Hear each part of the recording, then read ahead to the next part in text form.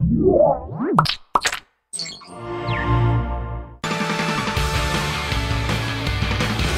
episode of Tekzilla is brought to you by GoToAssist Express. We received this question from Frederick, who writes, video camcorders used to have a viewfinder that you put your eye to. Nowadays, they have ditched that for a flip-out screen. When holding the camcorder against your face, you have the weight close to the center axis of your body, and this helps stabilize the camcorder. When you are forced to hold the camcorder out in front of you, the hand movements get bigger, the image gets unstable, and your arms get tired. Any tips from you or your viewers of how to hold the new camcorders? Frederick. So Frederick, after reading your question, we figured it would be the perfect time to haul out the old camera mule we used at CES.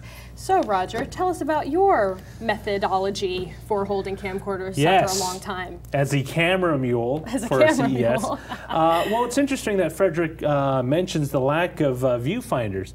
Now, believe it or not, this is actually one of the nice-to-have features that they've cut out, mainly for cost, but also because the touchscreen offers so many more options, especially when it comes to focusing and accessing various functions on your camera. Now, when you have a camcorder this small, the viewfinder isn't as cool as you would think. In fact, oftentimes they're a lot poorer quality in terms of image as well as information you can actually glean from it. In fact, the only way you really use it is outdoors in sunlight. But so back to his question, camcorder is this small. When you use it like this traditionally, this is actually not the most stable way to hold a camcorder. Mainly because you have one arm holding it and you're doing this. Even if you have it against your face, you're still going to introduce motion into the camera through your wrist. Now, as you can see, maybe for a minute it's solid, but after a couple of minutes you're going to start doing this and you're going to get a little jitter in your image.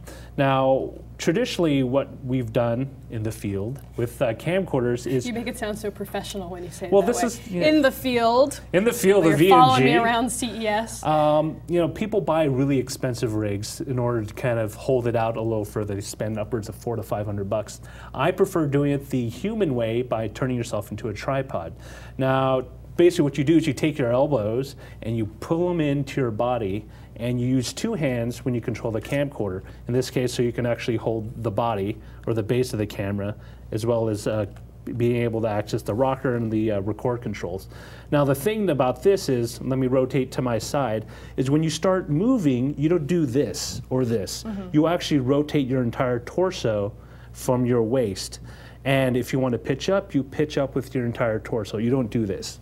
Now this will allow you to gain more stability because you're essentially turning your entire upper torso into kind of a human tripod. Gotcha. Now, for situations where you're trying to shoot long distance, if your camera has image stabilization, that's a great function to have. In fact, I would recommend anyone who has it to turn it on. But if you can't afford to do that, or say you're shooting a parade, those things last for hours, literally for hours, I would say you invest in a tripod. Now, this is a Manfrotto, and this is kind of one of the middle to upper tier tripods that you can get. Now, one of the important things to notice about it is the head is a fully floating head, so if I need to, I can decouple it right here. It has kind of a bowl shape, and I will be able to kind of swing it around depending on what I need to shoot.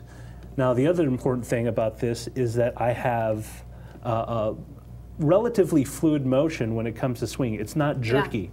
Now, if you get some of the cheaper tripods that people use for still cameras, as you rotate it, as you bind the plastic, it starts doing this. It's not what you want. What you want is a tripod that's stable, but at the same time you can still move depending on your situation. Now, if you're in a situation where, say, you're at a party or say you're trying to get a bunch of people out in the street and you still want to be able to get a stable shot, but you're moving from place to place, you'd want to get a monopod. You know, I've actually seen those being used frequently at conferences where people are sitting and watching a presentation of some kind. They just put it on the monopod, and they're holding it so there's not a lot of range up and down because the person is basically on the same plane the whole time.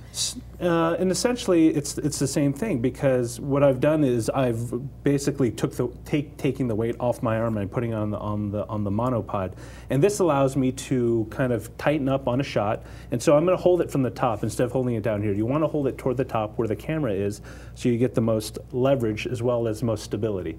And when you're ready to move, you can keep recording, just up and move it where you need to. Now, it's really important to understand what you're shooting before you do any of this, because oftentimes oftentimes people will say we'll be going into a situation where it's like, oh, I'll just whip out my camera and start shooting. And in my last couple of jobs ago, this is something really annoying. They would just take out the camera and they would do this. This is the worst thing you can do with a camera, is doing this. Oh, look, I got your face. No, what you want to do is plan, and if you need to, physically move up to the person and again, use the technique where your arms are pulled into your body and you're rotating and shifting with your entire torso. If you need to follow someone, say like at a race, what you want to do is anticipate where they're going to end up, keep your body pointed there, and then first lead, and that way your body kind of acts like a bungee cord and it will kind of automatically pull you through it. Gotcha.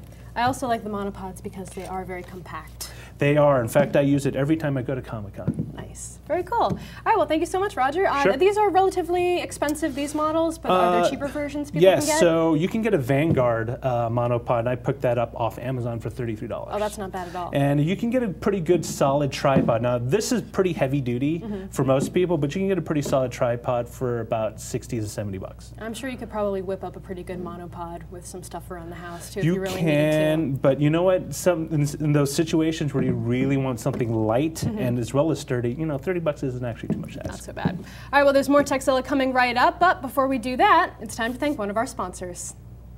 Are you working in IT? Well, you know what? If you don't have the best tools, it's like being a surgeon without access to the best medical equipment. Rusty scalpels make for bad surgery. Bad IT tools make, well, everything more difficult for everyone involved. Clients get unhappy. Your life gets miserable.